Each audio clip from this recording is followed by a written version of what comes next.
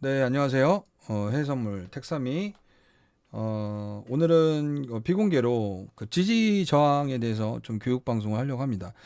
딱히 뭐 말씀을 드릴 게 많이 없을 것 같은데, 지지 저항은 지금 이제 오전에 간단하게 지지 저항에 대해서 뭐 현재 나스닥과 접목을 하자면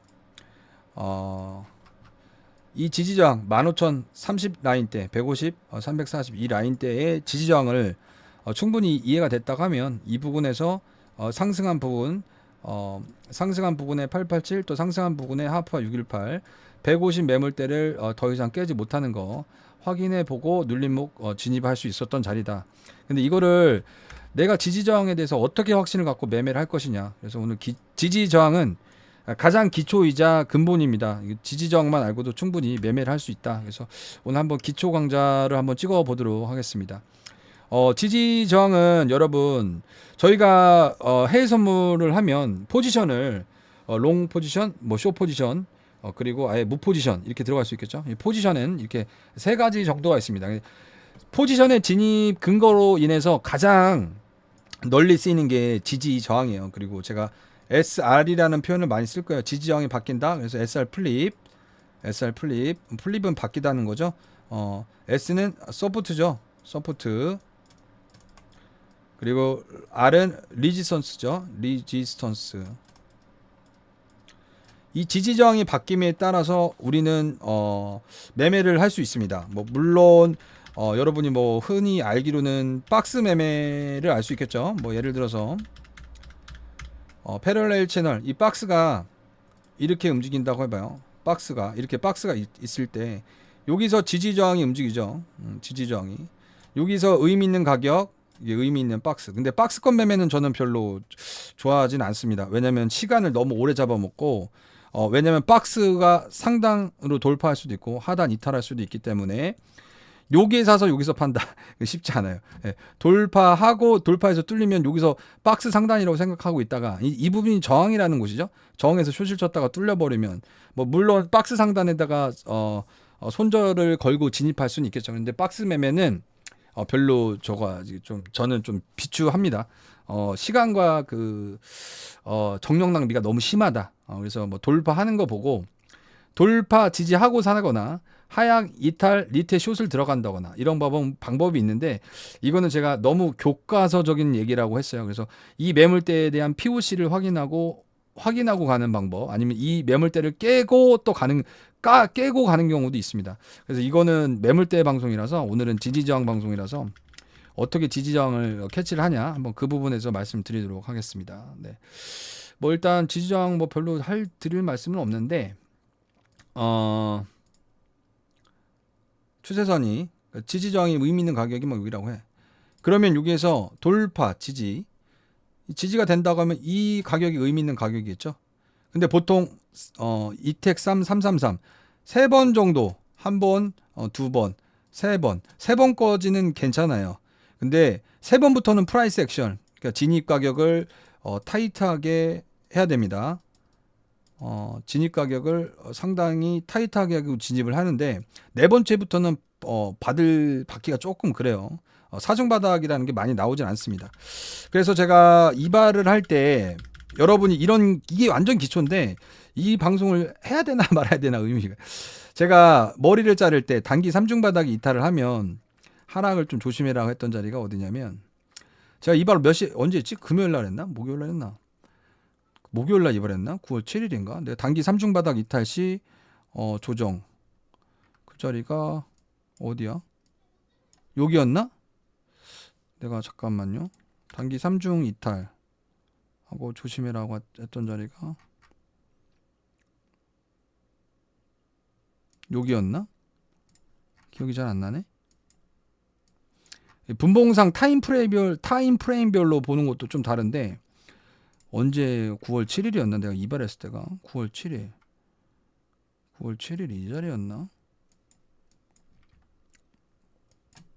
이 자리였던 것 같은데. 단기 3중 바닥 이탈. 이 자리였던 것 같은데. 9월 7일 날 머리 잘라고 내가 이때 잘랐으니까. 우리가 접근을 할 때 지지 저항 갖고도 매매를 할 수 있지만 추세선도 지지 저항이죠.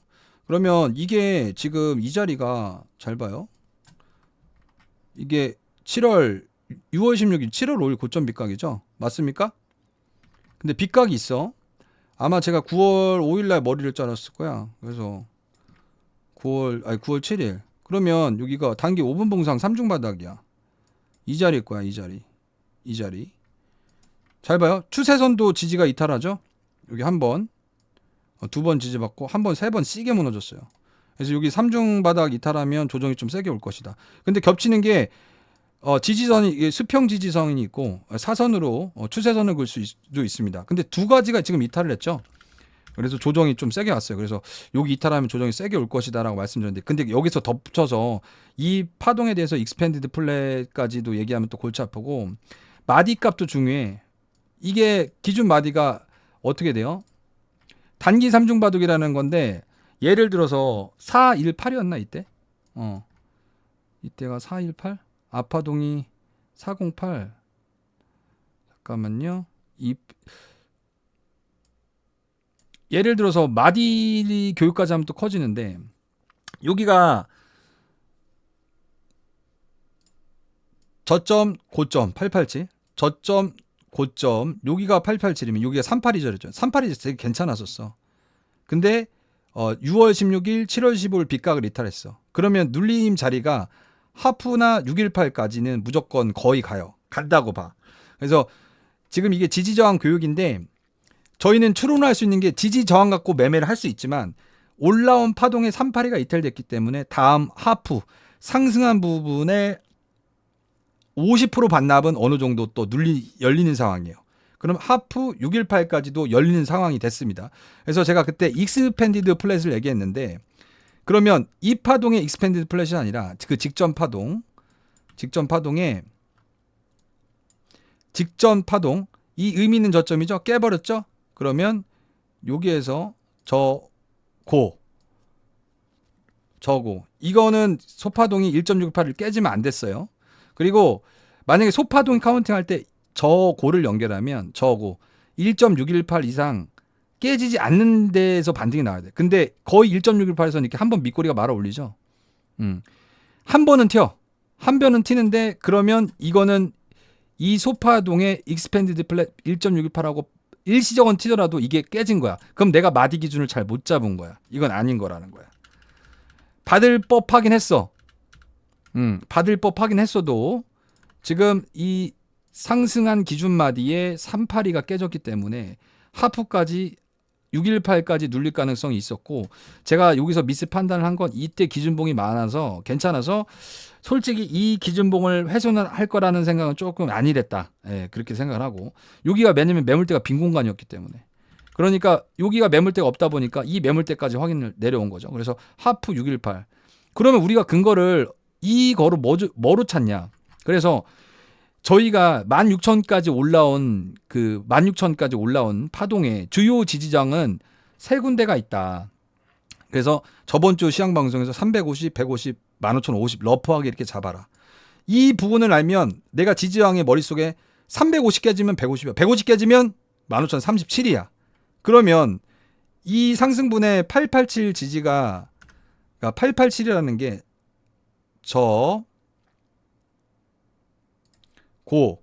이 상승한 분의 887을 너 완전 플랫하게 뺀 거야. 이거는 근데 이 매물대를 못 깼다는 거는, 이때 14,600을 못 부셨다는 거는 또 다시 지지저항에서 나오죠. 여기를 못 깼다는 거는 제가 어제 시황 방송 이 매물대를 못 깼다는 거예요. 여기서도 지지저항에 나오죠. 이 매물대 어디든 넥라인이든 뭐 어떤 그 전에 POC든 저도 정확히 잡지는 못했어. 이때 포인트를 정확히 잡지 못했는데, 이 매물대는 훼손을 안 하고 안 한다는 가정에 한 파동이 나오고 887을 눌렸어. 887가 눌렸어. 그러면 A, B, C 이 파동에서 또 눌림이 나와야 되는데 1파 고점은 훼손이 됐기 때문에 이거는 임펄스가 아니다. 임펄스가 나오려면 1파 고점을 훼손 안 한 상태에서 더 쭉 뻗고 이렇게 갔어야지, 5파가 나오려면. 근데 1파 고점을 한 4파가 나왔으니까, 그러면 이건 임펄스가 아니더라도 크게 신경을 안 썼는데, 지금 A, B, C, A, B, C 이 가능성이 있어요. 1파 고점이 훼손됐기 때문에. 이거 나중에 또 따로 강의를 또 할게요. 지지저항하다가 약간 내용이 산으로 가는 느낌이 좀 있습니다.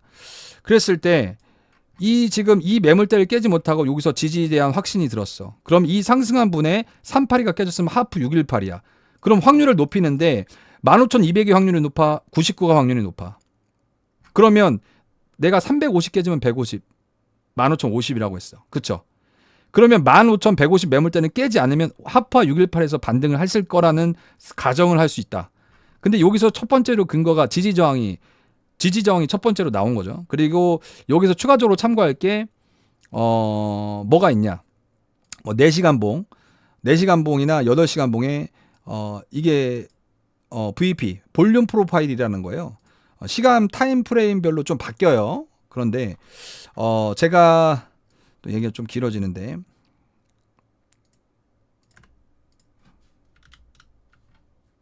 다 지울게요.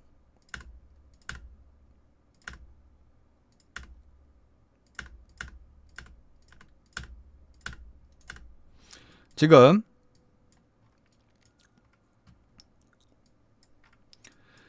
6월 16일, 7월 5일 고점 밑각을 저항, 지지, 저항, 돌파, 안착 실패, 돌파, 안착 실패, 그리고 돌파 찍었다고 봤다. 그래서 이 직전 매물대를 깨지 못하고 여기가 넥라인일 수도 있죠. 이 매물대를 깨보시지 못하는, 그러니까 제가 기준은 350, 150, 15,050 지지정을 잡았다. 이 매물대를 깨지 못했다. 이 상승한 분의 하파 618을 여기선 지지가 나올 수 있을 것이다. 그래서 지금 들어간 거거든요. 그러니까 지지저항에 대해서 내가 152에 대한 지지저항에 대한 확신이 없다고 하면 이 자리에 받을 수가 없겠죠. 그리고 지금 이 최고점 밑각을 찍으면 고점 여기서는 살짝 지금 지지 이탈, 아직 회복을 완전히 못한 모습입니다. 그리고 다시 한번 추세선을 걷어요. 이 첫 번째 고점, 그리고 이 지지점, 이렇게. 그러니까 지지저항은 일단 수평으로 글 수 있고, 수평으로 일단 많이 겹친 걸수록 더 영향력이, 그 지지의 강도하고 저항의 강도가 셉니다. 그 정도는 다 알죠. 제가 그래서 3번 정도, 아까 좀 전에 얘기한 3번 정도는 프라이스 액션을 타이트하게 받아볼 수 있어. 4번째는 무너질 가능성이 크다고 생각해야 돼. 그러니까 손절 라인이 타이트해야 되고, 이거는 조금 덜 타이트해도 되고, 이거는 한번 받아볼 법한 거야. 첫 번째는 좀 확률 높게 받아볼 법. 두 번은 괜찮게. 세 번째는 프라이스 액션, 손절 라인을 타이트하게 잡고 받아볼 수 있고, 네 번째는 깨진다는 생각을 해야 된다. 세 번에는 거의 뚫릴 가능성이 있다. 30분 봉 333 콕콕콕 그 방송을 제가 좀 많이 말씀을 드립니다. 근데 기본적으로 지지 저항은 추세선에서도 나타나고, 추세선, 제가 추세선 강의를 저번 주에 했었나요? 추세선에서 가장 효과가 있는 거는 그 지지와 저항이 많이 바뀌는 곳, 그것이 중요하다라고 말씀을 드렸어요. 저번 주 교육 영상이 있습니다. 지지 저항이 많이 바뀌는 곳, 이런 거는 효과가 있는 거지. 저항, 지지, 저항. 여기는 어때? 그러니까 이게 확률이 높은 거야. 이 느낌이 와요? 이런 거에 대해서 본인이 확신을 가져야지 들어갈 수가 있지. 그렇지 않습니까? 저항, 지지, 저항, 돌파하고 리테해놨고 매물대를 찍고 확인했다. 이게 확신이 들어야지 들어가는 거야. 그러니까 딴 게 없어. 시간을 얼마나 갈아 넣느냐. 그래서 어제는 제가 추세선 빗각에 대해서 설명을 드렸는데, 추세선 빗각은 의미 있는 고점과 저점에 대한 연결이 중요하다. 그것도 지지저항, 수평 지지저항, 사선 지지저항 똑같습니다. 예. 지지저항은 매물대에서도 나타나고 추세선 그리고 수평 뭐 이렇게 다 나뉩니다. 사선 추세선으로 잡을 수 있고, 수평 호라이즌틀 뭐 이렇게 수평선으로 잡을 수 있다. 근데 그러면 지지저항을 우리가 요것만 낳고 보느냐, 거시적으로 보느냐인데, 뭐 저희가 예를 들어서 2년 전 지지저항을 찾아도 효과가 있긴 해. 뭐 예를 들어서 제가 작년 같은 경우에 NQ1으로 봤을 때, 지금 제가 이때 매매할 때 여기를 중점적으로 2021년 지지저항을 되게 관심 있게 여러분들한테 여러 번 얘기했을 거예요. 그래서 여기 왼쪽 어깨 뭐 여기를 돌파하면 지금 얘가 가격이 여기 있는데, 얘가 지금 2021년의 넥라인이 지금 얼마야? 지금 한 이 정도 되죠? 비슷비슷하죠? 이것까지는 유효하다고 보는 거야. 작년 이맘때까지. 근데 뭐 지금 이 영역을 넘어서면 걸리는 게 없으니까. 나스닥이 신고점을 향했는데 지금 영역이 없잖아. 그러니까 2021년까지는 보고 대응해도 상관없어요. 지금 이 매물대를 지금 이렇게 되면 얘가 15,700이죠? 15,700? 저도 지금 다시 보니까 새롭네요. 15,700. 이게 2021년 8월 고점. 여기 딱 여기 천정이 보이죠? 천정이 보이죠? 여기 넥라인에서 놀고 있죠? 저도 이렇게 다시 보니까 새롭네요.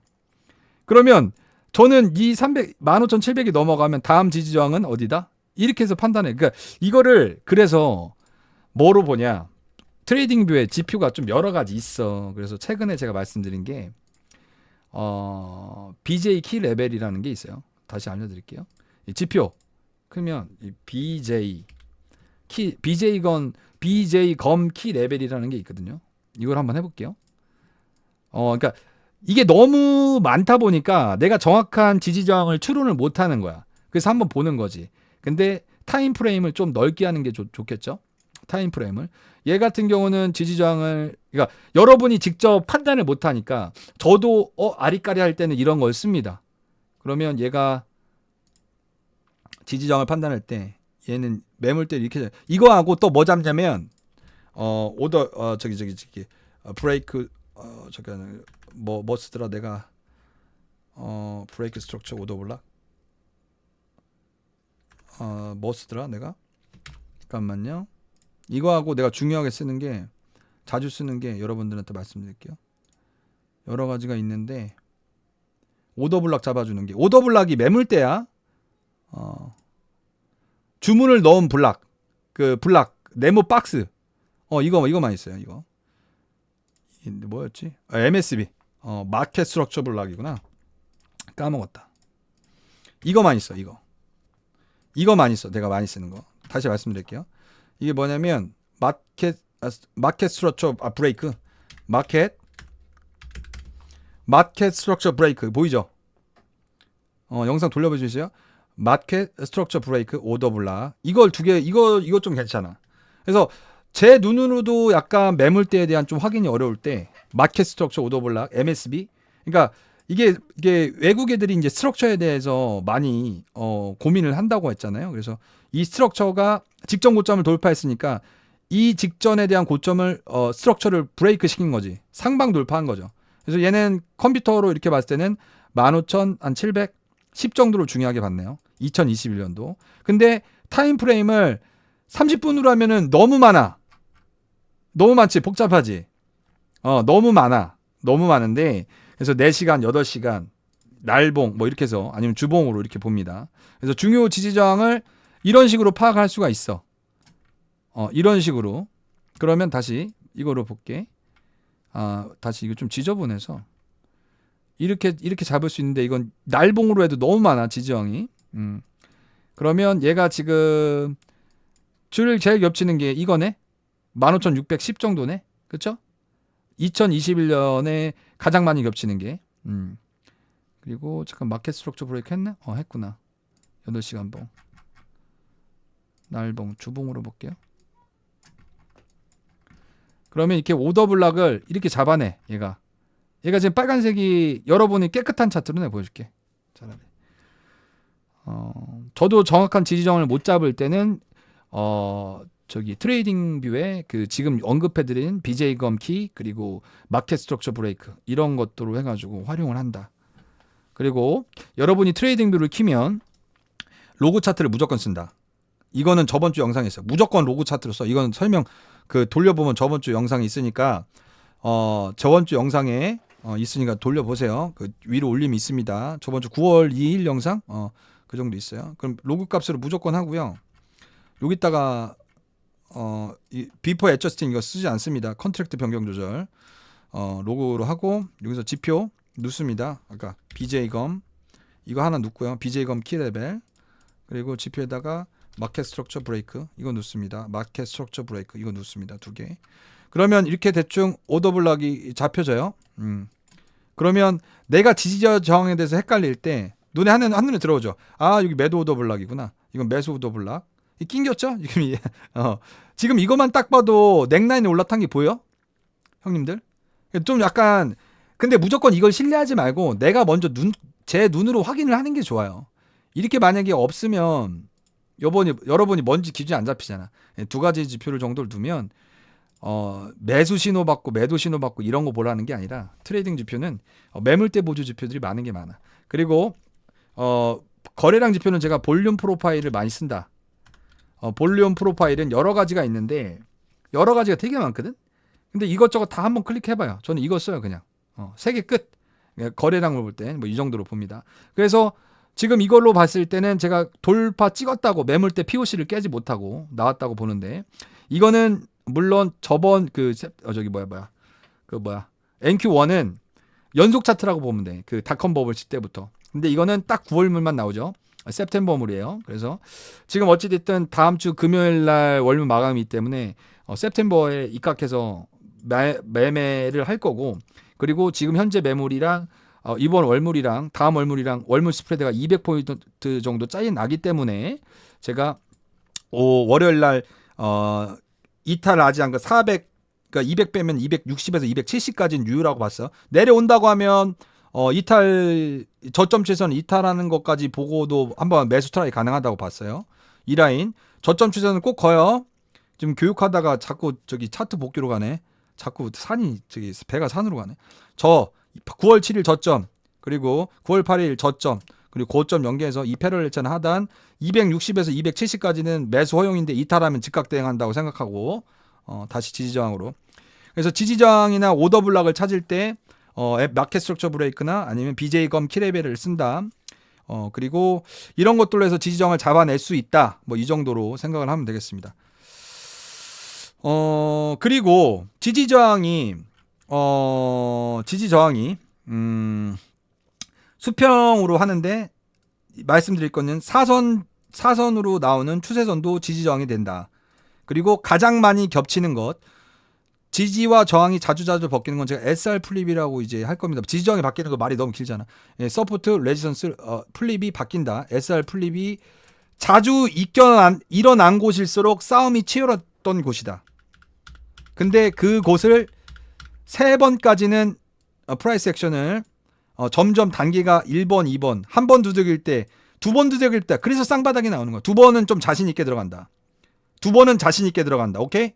3번은 손절 라인을 타이트하게 들어간다. 4번째는 깨지기 쉽다라고 생각하고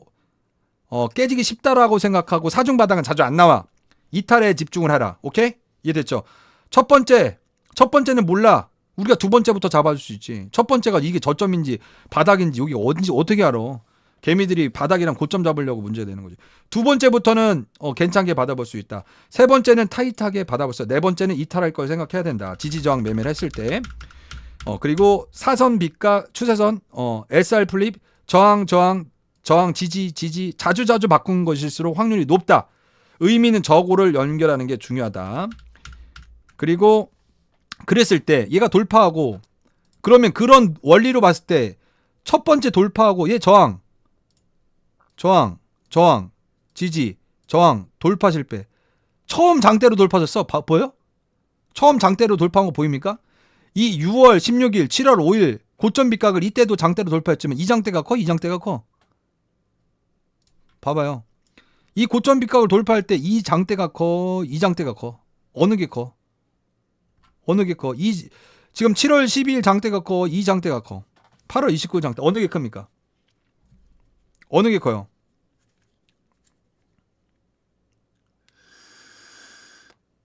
어느 게 커? 이 7월 10일 장대가 커? 돌파한 장대가 이게 커?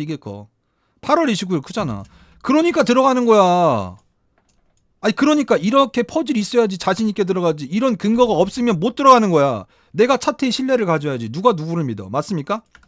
일단은 이게 맞으면 이걸 믿고 들어가는 거야. 차트를 믿고 손절을 하더라도 들어가는 거야. 제가 그래서 자꾸 이거 돌파 리테로 본다고 했잖아. 이게 임펄스가 아니더라도 이거를 믿고 들어가지 않으면 내가 뭘 믿고 들어가? 그러면 차트 공부를 해야 돼? 이거 불안해가지고 손절할 거 말 거요? 자기 기준이 명확히 안 쓴 거는 자기가 자기 차트에 자신이 없어서 그래. 그만큼 많이 시간을 갉아 넣어야 된다. 그래서 지금 이 라인이 제가 이 금액대가 얼마입니까? 이 금액대가 260이야. 그래서 260, 270이 마지노선이라고 생각하고 들어가면 되지. 리딩 방송 아니지만 이걸 믿고 들어가지 뭘 믿고 들어가. 저항, 지지, 돌파, 지지 나왔잖아. 그럼 들어가야지. 내려온다고 하면. 그런데 지지 저항 플러스 패턴 자체가 임펄스가 아니기 때문에 ABC 확인하고 죽을 수 있다. 제가 그리고 260은 확인하고 죽는다고 했죠. 얘 마켓 스트럭처 오더블락 얘 8시간 봉에서 지지 저항 얼마요? 나 여기 확인하고 죽는다는 건 관점이 바뀐 게 없어. 근데 보수적으로 하는 거지. 숲을 보면 이 고점을 확인하고 죽는 것도 변화가 없어. 얘가 A, B, C 빠졌죠? 그리고 얘도 A, B, C가 되고 빠질 수 있어. 왜? W, X, Y 333이 나올 수 있거든. 333이 나올 수 있어. 그러면 A, B, C, A, B, C, A, B, C 이렇게 빠질 수 있는 거야. 그렇기 때문에 여기서 오른쪽 어깨 333 맞아? WXY 333 맞습니까? 이건 또 심화 과정으로 가는데 복합 조정은 다음에 제가 공부를 시켜드리도록 하겠습니다. 333 파동 WXY 그러면 ABC, ABC, ABC 빠질 수 있죠.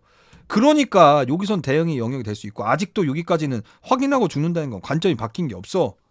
그쵸? 근데 지지저항이나 사선 추세선 빗각으로는 여기가 6월 16일, 7월 16일, 7월 6일 돌파 지지 나왔으니까 이 고점 보러 간다는 건 관점이 바뀐 게 없는 거야. 근데 차트에 100%는 없으니 ABC, ABC, ABC로 빠질 수 있고 이렇기 때문에 이 460 부근을 확인하고 죽는 건 관점이 바뀐 게 없다. 이해되죠? 내가 차트를 믿고 매매를 안 하면 그건 손절을 하더라도 들어간다고 봐 나는. 그걸 안 믿고 모든 포지션에 리스크가 있는데 어떻게 무서워서 장 못 담그냐고. 들어가야지 손절하더라도 선물이 리스크가 있고 그 리스크 없이 어떻게 돈을 벌어. 아니면 값진 노동으로 해서 돈을 벌어야지. 노동으로 돈을 벌어야지. 아니면 모든 포지션 지금 리스크가 있다. 그리고 지금 이런저런 지지저항 얘기하다가 지금 얘기를 드렸어요. 이걸 믿고 들어가는 거야. 손절하더라도 나는 미래에서 오지 몰랐어. 근거가 어느 정도 부합하면 들어가는 거야. 그렇죠? 그렇고 지지저항을 제가 수평 지지 또 얘기할 게 뭐가 있냐면 과거 그러니까 여러분들이 보통 실수라는 부분이 내가 또 얘기할게. 지지저항에서 나오는 거야. 잘 봐요. 지지저항 공부해서 얘가 사람들이 이 지지저항만 개미들이 이런 걸 많이 당해. 내가 이때도 잡아 받아볼 수 있다고 했는데 이 저점 깨지면 손절이 나가. 이거는 왜? 이것만 봤기 때문에. 그래서 지지저항의 눈을 조금 더 넓혀야 된다. 지지저항의 눈을 더 넓혀야지. 이 지지저항을 안 봤기 때문에 이게 더 지지가 있는 거지. 이거 5분 봉짜리 저점 이탈했다고 손절하면 내가 차트를 멀리 안 본 거야. 그러니까 트레이딩 뷰를 쓰는 거야. HTS 백날 봐봐. 이게 보이나? 안 보여. 그러니까 트레이딩 뷰 한 달에 얼마 내는 거 돈 아까워하면 안 되는 거야. 맞습니까? HTS에서 이거 보여? 빨리빨리 이거 찾을 수 있어? 내가 여기서 지지저항 거봐. 여기 지금 지지가 살짝 오늘의 당일 저가를 깨졌다고 손절을 할 수 있나? 트레이딩 뷰는 빨리 파악이 되잖아. 그러면 그랬을 때 제가 이때 구독이 무서워서 잠 못 당구냐. 그래서 그때 맨슈어님께서 질문했어. 이 저점 깨진 건 의미가 없다고 했어. 뭐가 의미가 있어? 이 직전 파동의 887 이 파동의 하파 618을 지킨 게 중요하지. 이 저점은 살짝 깨진 거 의미가 없다고 했어. 맞아요? 보통 지지저항 컨셉에 맞춰서 오늘 교육을 한다 하면 일시적 지지저항 이탈을 보고 일부를 보고 전체를 판단하는 우를 범한다. 초보들이 많이 하는 거. 그거는 차트를 열심히 들여다보지 않았기 때문에. 이해되죠? 이 일부만 보고 판단했기 때문에 손절이 나간 거야. 그래서 제가 이거는 이탈을 하더라도 이건 좋아 보이면 들어갈 수 있는 자리라고 말씀을 드린 거고. 그다음에 지지저항을 오랜 시간에 걸쳐서 롱텀으로 보면 좋은데 그렇다고 1년 이상 텀을 볼 수는 없지. 그러니까 최근 몇 개월 정도 사이에서 움직인 흐름을 주가의 흐름을 보고 판단하는 게 좋다. 그렇다고 하면 2023년 6월이니까 최근 3개월 정도의 지지저항은 확인을 해야겠죠. 맞습니까? 최소 3개월 이전의 지지저항을 확인하고 매매를 하겠지. 이거만 일시적으로 5분봉 보고 판단하지 말고 이게 중요합니다. 맞습니까? 과거에 이 자리가 저항이었으면 이 자리가 저항이지. 그럼 이 자리가 지지가 되는 거야. 지지저항은 그래서 그게 SR 플립이고 지지 저항이 바뀐다. 과거의 저항이었던 이 자리 저항 이제 여기가 지지가 되는 거야. 그러면 여기서 지지 저항이 바뀐다. 이게 SR 플립이라고. 이거를 알면은 상관이 없는데 한시적으로 일시적 이탈했다고 해서 이것만 보고 이탈 손절이 되는 건 아니다. 이런 얘기를 하는 거야. 그러니까 과거의 특정적인 가격에서 움직이고 많이 지지 저항이 부딪힌 곳이 확률이 높은 지지 저항이다. 그게 지지 저항에서 가장 중요한 거다. 미시적으로 보고 이 일부만 보고 판단하는 게 아니라 최근 과거의 흐름, 특정한 가격대에서 멈추고 지지가 나왔고 특정한 구역에서 걸렸고 특정한 곳에서 지지가 났다고 하면 그게 바로 유효한 것이다. 그랬다고 했을 때 얘가 직전 저점을 깨지면 골치 아파져. 확인? 이렇게 되면 지금 얘가 지지가 나왔던 곳이 이렇게 되면 어떻게 돼? 여기가 지금 여기 왼쪽 고점, 왼 어깨, 오른쪽 어깨, 고점 다 이게 뭔가 보이지 않아? 여기에서 만약에 4시간 모노볼게. 컴퓨터가 얘는 지금 중요한 자리를 여기로 봤네. 120, 150, 120, 80. 얘는 이렇게 봤네. 얘는 이렇게 봤고. 지금 얘가 지금 저는 150을 중요하다고 봤죠? 150. 150을 중요하다고 봤죠? 150 라인을. 전 150을 중요하다고 봤고. 그래서 크로스 체킹 하는 거야. 지금 여기에서 그럼 얘 350이 내가 걸린다고 자꾸 그랬지. 350. 그리고 400을 예각으로 돌파해 준다고 했지. 그럼 얘도 지금 봐봐. 저항, 지지, 저항 어때? 400 올라타줘야겠지. 느낌 오죠? 맞아 안 맞아? 이게 어떻게 보면 16,000을 찍었을 때 넥라인이야. 난 507 하는데 이게 존이 있어. 존이라고 해요. 존.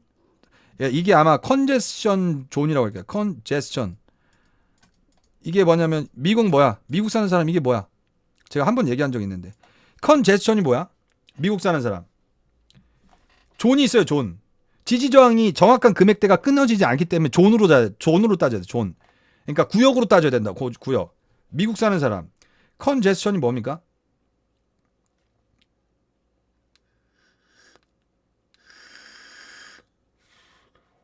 컨제션이 뭐야? 스펠링 맞나 이거? 컨제션이 뭐야?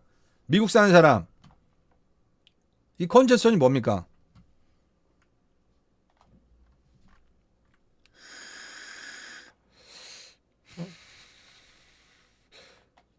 특정 가격을 못 잡아내. 너무 삐죽삐죽하고 들쑥날쑥해서. 컨제션이 뭐야?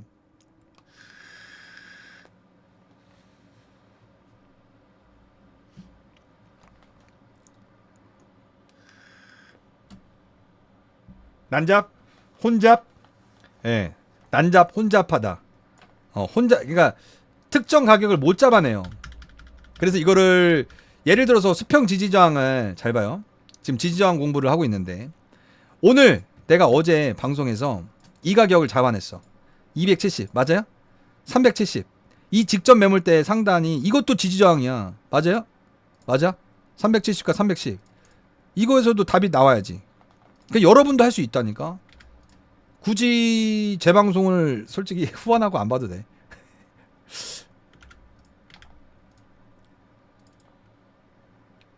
굳이 이거만 알아도 저는 제 방송을 안 봐도 돼. 그냥 크로스 체킹용 정도 뭐 그냥 나는 뭐 후원하고 싶다 마인드만 보면 돼.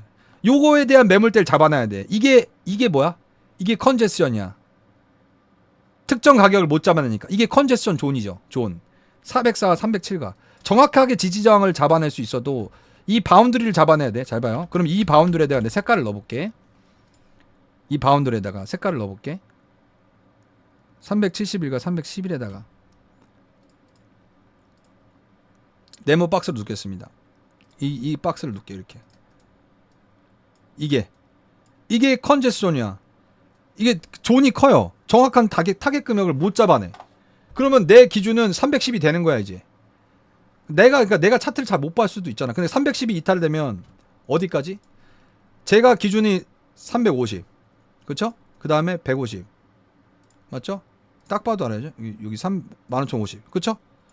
여기가 이탈되니까 150 지지를 받았자. 그러니까 여기까지 까지는 거야. 이것도 지지저항은 똑같은 거야. 맞아 형님들? 350가 150가 300 내가 세 구간의 지지저항 구간을 잡았어. 그러면 이 150 지지를 여기서 받았어. 이 존이 깨지면 어디야? 15,030까지 깨지는 거야. 맞습니까? 내가 지지정을 근데 거기에서 이제 덧붙여서 아까 얘기한 익스펜디드 플랫 같은 거를 조정을 하는 거지.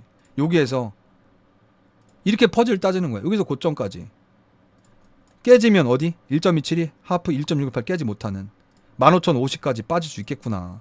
그래서 이게 파동으로도 이게 익스펜디드 플랫 되면 저점이 150% 갈리고 15,050까지 깨질 수 있구나. 이 결과가 나오는 거야.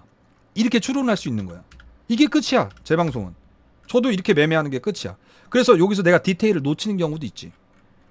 그래서 컨제스션 그러니까 빈번하게 지지 저항이 딱 특정 가격을 구현할 수 없는 것들, 그거를 컨제션이라고 얘기를 합니다. 그래서 보통은 뭐 이거를 제가 정확한 용어는 뭐 컨솔리데이션, 어큐뮬레이션이라고 하는데, 이걸 그러니까 지지 저항이 계속해서 많이 겹치는데 특정 가격을 못 잡아내낼 때 그런 구역을 그렇게 합니다. 그러면 이 상단을 400을 뚫어줘야 된다고 제가 계속 얘기하잖아. 400을 왜 이거 잘 봐. 이 전체적인 플로우 최근 3개월간에 16,000을 찍었을 때 넥라인이 400이든 507이든 잡았다고 했을 때 저는 여기를 507을 돌파 매물대를 확인했다고 봤어. 그러면 거시적으로도 일단은 15,400이 의미가 크죠. 410, 400 막 이렇게. 그리고 여기 고점 마켓 스트럭처 오더블락. 여기에서 마켓 스트럭처 오더블락에 상승을 추세 전하는데 깼잖아. 그러면 다시 올라타야지. 매물대를 찍었으면. 여기서도 미시적으로 여기가 걸리잖아. 거시적으로 보고 미시적으로 보고 그러면서 확률을 높여가고 단타를 치더라도 물론 거시적으로 알아야 돼. 그렇기 때문에 310이 이탈되면 되지 않으면 쉽게 가겠다는 거야. 그렇지 않다면 추세선 밑각 6월 15일, 7월 6일 저점까지 760까지 물러줄 수 있다. 그래서 다시 익스펜디드 플랫 그러면 전체적으로 거시적으로 15,050 매물대까지 확인할 수 있으니까 161.8%를 깨지 못하는 여기서는 제가 분할로 받아볼 수 있다가 추론이 되는 거죠. 이해됩니까? 그리고 피보나치를 활용해서 705를 확인했으니 플랫하게 빠지면 887, 180이나 이게 더 저점이 깨지면 익스펜디드 플랫이 127.2%에서 161%를 훼손 못하는 어디? 15,050을 깨지 않을 거니까. 그러니까 3분할이 여기서 나오는 거야. 이해돼요?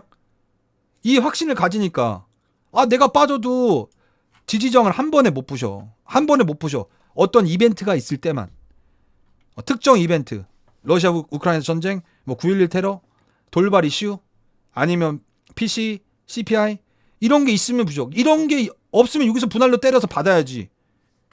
그러나 겸사겸사 따지지만 그때도 다시 10년 채권도 봐야 되고, 그리고 이 추세선이 확실히 음봉으로 세게 부시는지 이런 것도 좀 봐야 돼. 그래도 한 번에 못 부셔.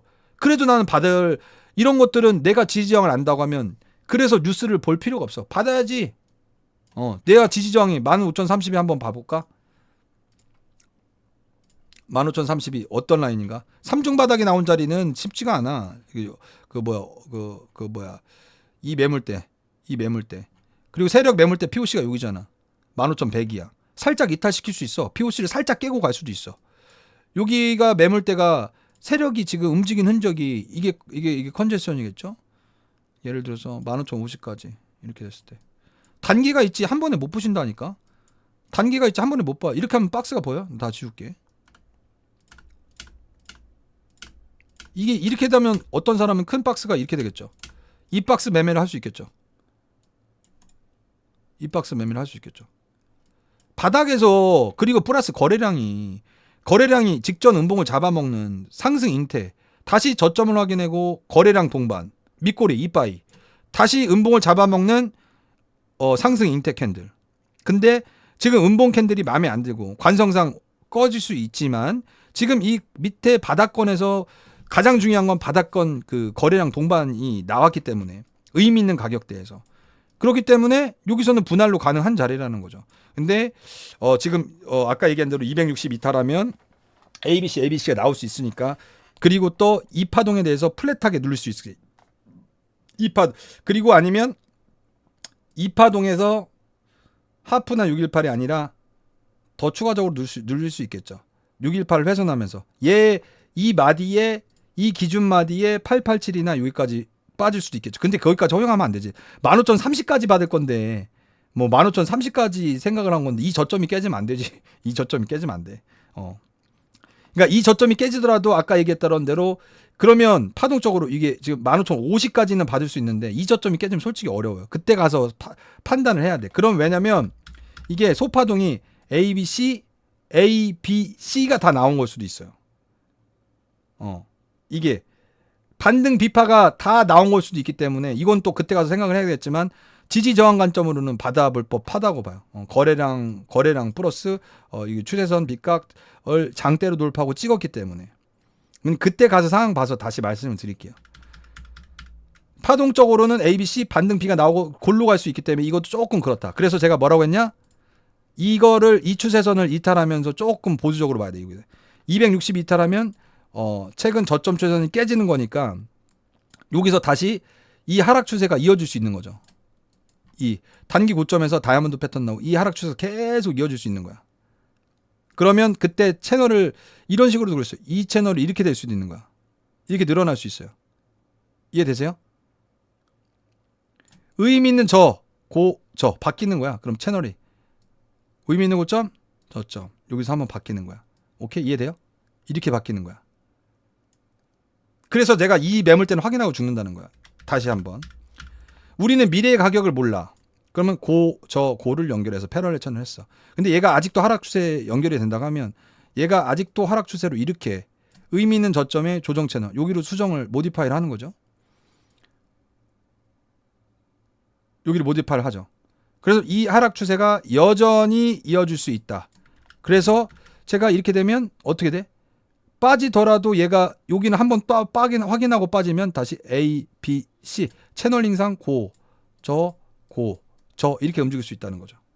그래서 이 정도 가고 판단한다는 얘기야. 계속 이 정도 가고 15,460을 간다고.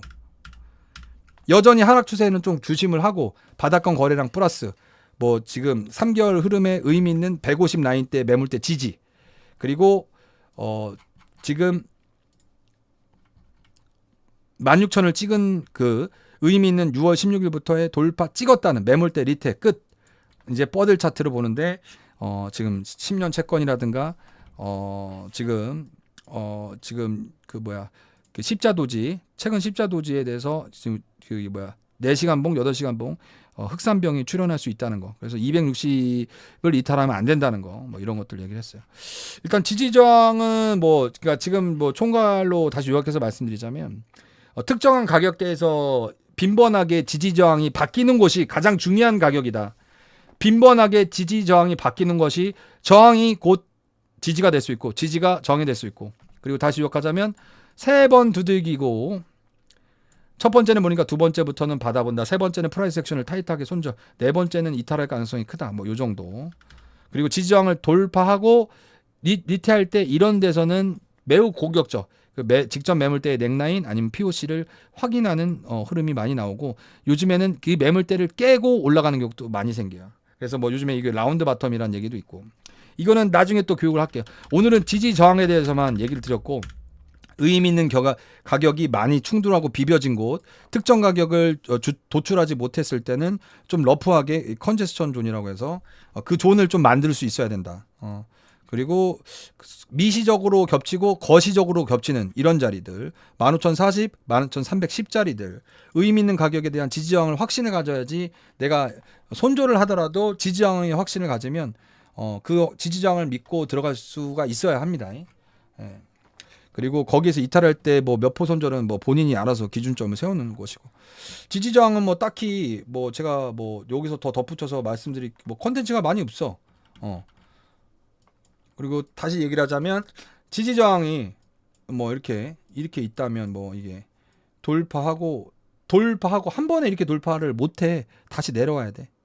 이런 것들 여러분이 놓칠 때 이런 거 추격 매수 하지 말고 매물대를 만들지 않고 여기서 만약에 돌파를 딱딱 다 해버렸어. 의미 있는 저항대를. 그래도 장대로 돌파해도 시간이 흘러면서 내려와요. 어쩔 수 없어. 그 직전 매물대를 확인해요. 이런 것도 추격 매수 하면 안 돼. 그래서 제가 의미 있는 지지저항을 찾아야지만 이런 게 나와. 그래서 제가 이때 돌파할 때 여러분 추격 매수하면 하수다. 그래서 15,507과 407 유효하게 봤다. 그 말씀드린 게 사실입니다. 그래서 의미 있는 지지 저항은 많은 가격이 부딪히고 많은 저항이 되고 지지가 됐던 곳, 많은 풀립이 일어났던 곳, 지지 저항이 바뀌었던 곳을 잘 찾아봐라. 그리고 그거를 찾을 때 조금 더 여러분들이 못 찾겠으면 여러 가지 지표가 있는데 되게 많아. 이거 말고도 되게 많은데 나머지는 너무 지저분해. 뭐 되게 많아. 지금 지금 얘기했던 마켓 스트럭처 오더 블락 아니면 BJ 키 레벨 아니면 뭐 되게 많아요. 서포트 라인 치면 되게 많아. 서포트 레지던스 다이나믹 뭐 이런 것도 있죠. 이런 것도 많고 되게 많아. 그러니까 지지는 서포트 골 뭐 이런 것들을 할 수 있는데 뭐 굳이 이런 건 좀 지저분하니까 얘는 뭐 이렇게는 얘는 이렇게 봤구나. 516으로 봤구나. 이렇게 봤구나. 타임 프레임별로 좀 바뀌어요. 그래서 타임 프레임별로도 조금 바뀝니다. 근데 지저분해서 이거 안 써. 잘 안 써. 어느 정도 잡아줘. 그래서 GPU에다가 이게 무료 버전을 쓰면 인디케이터를 많이 못 넣어. 그래서 뭐 예를 들어서 보조 GPU로 본인이 지지장을 좀 잡고 싶으면 서포트라는 걸 좀 쳐봐. SU 서포트. 그러면 여러 가지가 이렇게 있어. 이런 거 넣어보고 한번 테스팅 해봐요, 여러분이. 오케이? 그래서 사람들이 좀 많이 쓰는 거. 이것저것 넣어보고 심심하면 해보는 거지 뭐. 오케이? 근데 나 이런 것도 지저분해서 안 써. 패스. 저도 찾아보고 하는 거라서. 그리고 타임 프레임이 너무 낮으면 지지정이 너무 많으니까 타임 프레임을 좀 늘려서 항상 타임 프레임을 좀 늘려서 보는 연습. 8시간 이상 날봉 뭐 주봉 이렇게 타임 프레임을 좀 늘려서 보는 연습을 하셨으면 좋겠습니다. 지지정에 대해서 뭐 따로 제가 뭐 아는 거를 전달해 드렸는데 어느 정도 전달하는지 모르겠어요. 지지정 공부는 여기까지 하도록 하겠습니다. 네. 구독, 좋아요, 알람 설정. 네, 감사합니다.